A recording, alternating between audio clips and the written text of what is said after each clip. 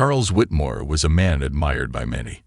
He had built his wealth from the ground up, and his success was evident in the sprawling mansion perched on the cliffs overlooking the ocean.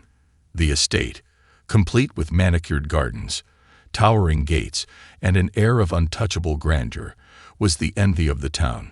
No one could have guessed the shadows lurking within the walls of his home. From the outside, Charles seemed like the perfect father, a well-respected businessman with a beautiful wife, Emily, and their charming daughter, Lily. To the public, they were the picture of happiness, a family that had it all.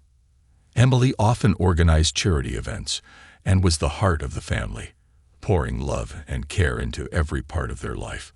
But when Emily died unexpectedly in a car accident, the delicate fabric of the Whitmore family began to unravel.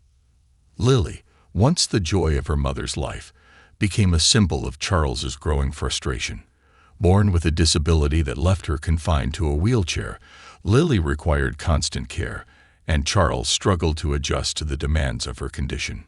To him, she was a reminder of his wife's absence, a daily burden that he had neither the patience nor the desire to bear. Instead of embracing his daughter's need for attention, he became increasingly distant, leaving her in the hands of hired help. But there was one constant in Lily's life: Daisy. The golden retriever had been a part of their family since before Lily was born. Daisy had always been there for Lily, sitting by her side during long afternoons, offering her silent companionship.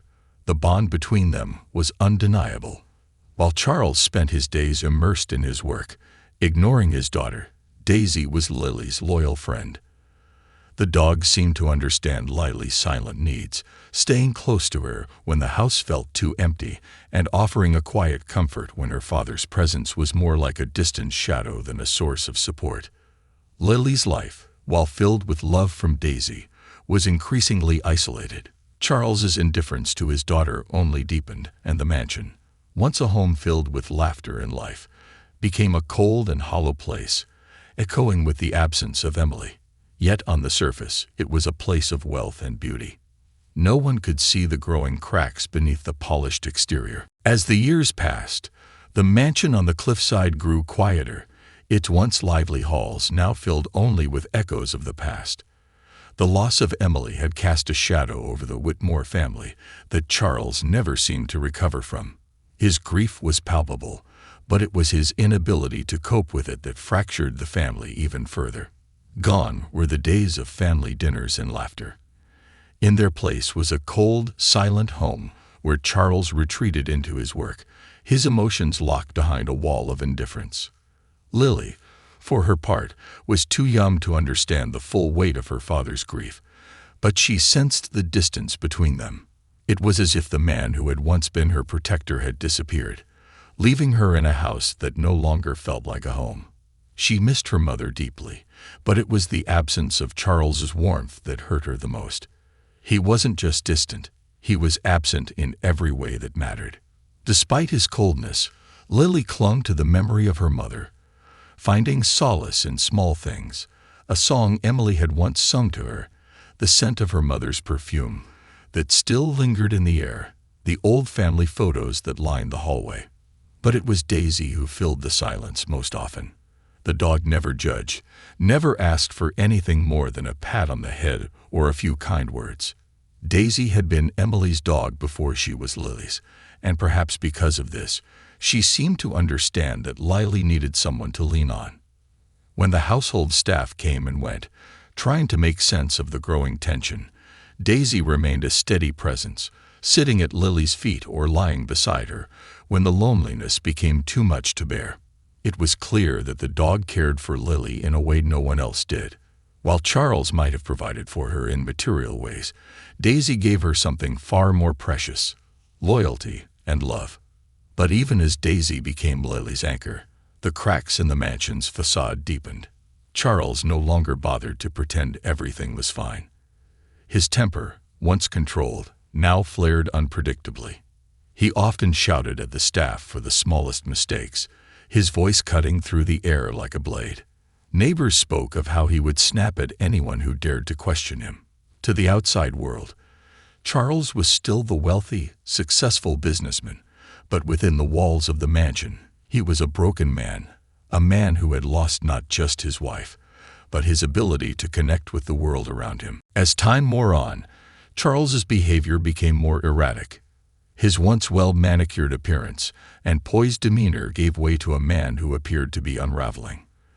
The demands of his business began to consume him, but his frustrations with Lily's condition were even more evident.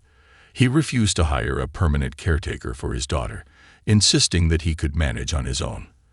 The few times he had tried to care for her were marked by tension and impatience, his face clouded with frustration whenever Lily required assistance.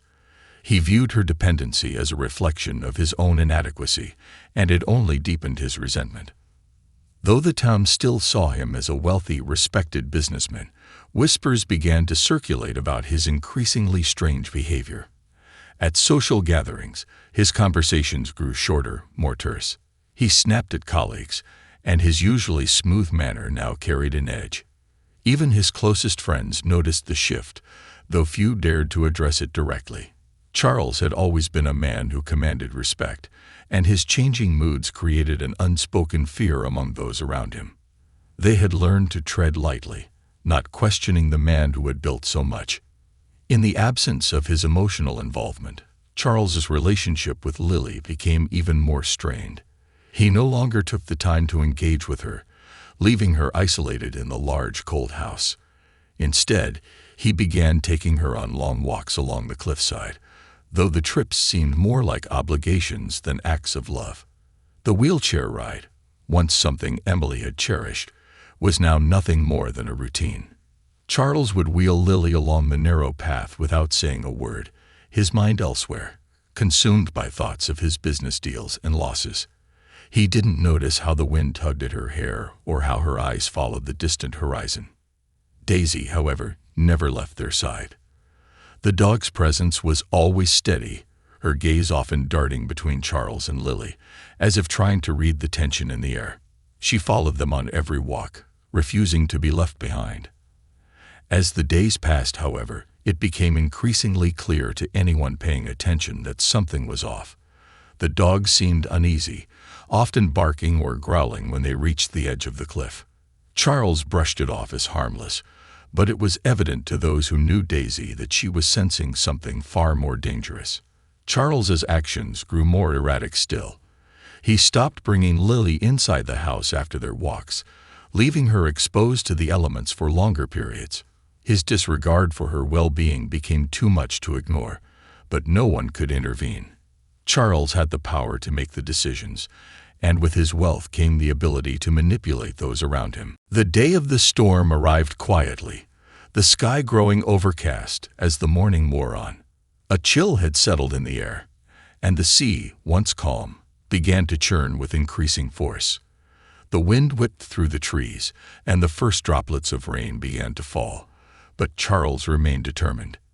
He announced that he and Lily were going for one of their regular walks along the cliffside, as if nothing had changed. Despite the brewing storm, he insisted that the fresh air would do Lily good. Lily, bundled in a thick coat, looked out the window at the darkening sky. She wasn't sure why her father always wanted to go to the cliffs when the weather was bad, but she had learned not to question him. The wheelchair she used was difficult to maneuver in the rough terrain, and the winds would make the walk nearly impossible. But Charles wasn't the type of man to change his mind once it was made. Daisy, as always, was at Lily's side, her tail wagging eagerly as if to say, "Let's go." But Charles was dismissive. He didn't like the dog's constant presence, yet he was too indifferent to stop Daisy from following them. With a quick wave, he ushered them both out the door, the gusting wind already making his hair whip around his face. The walk was slow and steady, with Charles pushing Lily's wheelchair along the narrow path that wound up the cliffside. The sound of the waves crashing against the rocks below grew louder, and the sky darkened even further. Lily's hands trembled in the cold, and she clutched the edges of her blanket tightly around her. She wanted to speak, to ask her father to turn back, but she knew he wouldn't listen. He never did. The storm grew fiercer, and the wind howled louder, making it almost impossible to hear anything over the noise. Daisy, ever the loyal companion, walked beside them, her steps quick and cautious as she seemed to sense the danger that loomed closer. Her ears were flattened against her head, and her fur stood on end. She occasionally glanced up at Charles, but he remained fixated on the path ahead, his expression unreadable. When they reached the highest point of the cliff, Charles paused for a moment. His hand gripped the back of Lily's chair tightly, as if he were gathering his thoughts. For a brief moment, Lily looked up at her father, her eyes full of uncertainty. She had never felt more vulnerable than she did now, exposed to the wild forces of nature, and the ever-growing distance between them. Without warning, Charles pushed harder than usual on the wheelchair, forcing it just a little too close to the edge of the cliff. Lily gasped, and before she could react, the chair tipped. Daisy barked, a frantic sound that echoed across the cliffs, but it was too late. The hours after Lily's fall were nothing but a blur to Charles. He returned to the mansion soaked, his clothes clinging to his frame, his face pale and etched with grief. His breath came in shallow, quick gasps as he hurried inside. Looking frantic, his hands trembling as he wiped the rain from his face. The house, once so warm and comforting, now felt colder than ever. He immediately called for help, his voice shaky as he explained what had happened. It was an accident, he repeated over and over, almost as if convincing himself more than anyone else. Lily, she lost her grip. The chair tipped and she went over the edge. There was nothing I could do. The police arrived soon after, a quiet tension in the air as they processed the scene. The cliffs were dangerous, and the storm made the situation even worse. They found no signs of foul play, no indication that Charles had done anything but try and save his daughter. With no evidence to suggest otherwise, they closed the case. It was a tragic accident, they agreed. And that was that. But there was something about the whole situation that didn't sit right. The storm had made the cliffs treacherous, yes, but Lily's fall had been so sudden, so violent. There were no signs of struggle, no shouts of distress, just the frantic bark of Daisy as the dog tried desperately to reach her. Yet Charles's calm demeanor seemed out of place for a father who had just lost his daughter. His face, though wet with rain, didn't seem marked by true grief.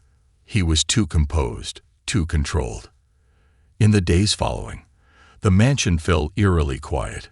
Charles resumed his normal routines, though it was clear to those who worked in the house that something had changed. His eyes lacked the same spark of life they once had. It was as if Lily's absence had left a hole that could never be filled. Yet he went through the motions, his composure unshaken by the tragedy that had occurred. Daisy, on the other hand, was a different story. The dog had not left the spot where Lily had fallen. She sat there, day after day, gazing out over the cliffs, her eyes locked on the horizon as if waiting for Lily to return. Occasionally, she would whine softly, a sound filled with sorrow, and sometimes she would growl, her body tense, as if sensing something that the rest of the world could not. Charles ignored the dog's behavior, as he did everything else that seemed to bother him. But there was no denying the strange tension that hung in the air. Something was wrong, and Daisy knew it. Days turned into weeks, but Daisy's behavior only grew more unsettling. The dog, once content to lie peacefully at the foot of Lily's bed or curl up in the sunlit corners of the garden, now spent every waking moment at the edge of the cliff. She would stare into the abyss, her ears flattened, eyes fixed on the spot where Lily had fallen, her tail stiff and unmoving. At night, she would stand at the door, scratching and whining, refusing to sleep. Something had broken within her, and it seemed as though she could feel Lily's absence more acutely than anyone else. Charles, however, chose to ignore it. He had other things on his mind: his business, his reputation, and his own need to distance himself from the tragedy. He had always been a man of control, and the idea that anyone, even a dog, could unravel his composed exterior unsettled him. Daisy's growling, her constant barking at the cliffside, only added to his irritation. He tried to keep her indoors more often, locking her in the house whenever he left for work, but Daisy always found a way to escape. It was on one of those rare occasions when Charles left the mansion for a meeting that Daisy managed to break free. She slipped through the garden gates and ran straight for the cliffs. By the time Charles returned, the dog had already spent hours sitting by the same spot, barking relentlessly into the wind, as if she were trying to tell him something. He tried to call her inside, but she refused to budge. It was as if Daisy had become obsessed with the place where Lily had fallen, unwilling to leave until she had her own answers. One evening, as the sun began to set, a neighbor, curious about the dog's strange behavior, set up a wildlife camera to record what might be happening. The footage from that night was chilling. The camera showed Daisy standing near the cliff's edge, barking furiously at Charles, who appeared to be walking past the spot. In the dim light, his face was barely visible, but the tension in his posture was undeniable. He stood still, as if aware that Daisy was watching him, before he turned and walked away. The camera captured the moment in eerie detail, Daisy's growls becoming more desperate as she followed Charles, her eyes full of something deeper than mere canine instinct. The footage was damning, and though it didn't show anything conclusive, it stirred a deep unease in anyone who watched it. What had the dog seen? What did she know? And why was she so intent on returning to the cliffside? The footage from the wildlife camera spread quickly through the town, quietly circulating among neighbors and those who had once worked for Charles. What had seemed like the frantic behavior of an agitated dog now appeared far more sinister. The video showed Daisy, eyes locked on Charles as he stood near the cliff's edge, his posture tense, his actions deliberate. The growls, the barking. There was something deeply unsettling about the way the dog seemed to follow him, as if accusing him without words. The retired officer, a former detective with a keen sense for details, was the first to take a real interest in the footage. He had been a neighbor to the Whitmores and had always found Charles's grief-stricken behavior odd. There had been too many inconsistencies, too many moments where Charles's composure seemed more like a mask than genuine sorrow. The officer decided to reopen the case, though unofficially at first, to see if he could uncover what Daisy seemed to know. With the footage in hand, the officer went back to the cliffs. He began his own investigation, retracing the steps of that fateful day. The spot where Lily had fallen was examined with fresh eyes. There were small, but significant details that had been overlooked the first time. Fragments of Lily's wheelchair, a piece of torn fabric caught in the rocks, and a faint trace of a struggle in the dirt near the edge. The evidence didn't match the story Charles had told. There was no way Lily could have fallen by accident. Someone had to have pushed her. The retired officer's instincts had been right. With the new evidence, the case was officially reopened. Authorities began to dig deeper into Charles's life, and soon they discovered more disturbing details. Financial troubles, erratic behavior, and the hidden tensions between father and daughter painted a much darker picture than anyone had known. The investigation turned up contradictions in Charles's statements, and as the evidence mounted, it became clear that his story didn't hold up. Charles was confronted. At first, he denied everything, his face pale, and his voice shaking with anger. He insisted that the fall had been an accident, that he had done nothing wrong. But as the evidence piled up, Lily's wheelchair, the torn fabric, the footage of Daisy, Charles began to falter. The cracks in his story widened, and his mask of control finally slipped. In the end, the truth could no longer be denied.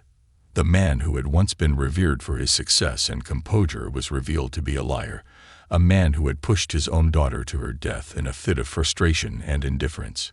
It wasn't just the evidence that condemned him. It was the way Daisy had stood guard, a silent witness to the crime, never letting anyone forget the truth. Charles Whitmore's trial became a media sensation. The once respected businessman, now a criminal, was no longer the man the world had admired. The evidence against him was overwhelming, and the story of how his own dog, Daisy, had witnessed his crime became a symbol of loyalty and truth. As the case unraveled, the community that had once seen Charles as a pillar of success now saw him for what he truly was, a man whose wealth and power could not shield him from the consequences of his actions. Daisy, meanwhile, was placed in the care of a loving foster family, though the dog's heart seemed forever tied to the cliffs where Lily had fallen. Despite her new home, Daisy continued to return to the edge of the cliff, as if waiting for something. She would sit there for hours, staring into the distance, as though remembering her dear friend, the little girl she had loved so fiercely.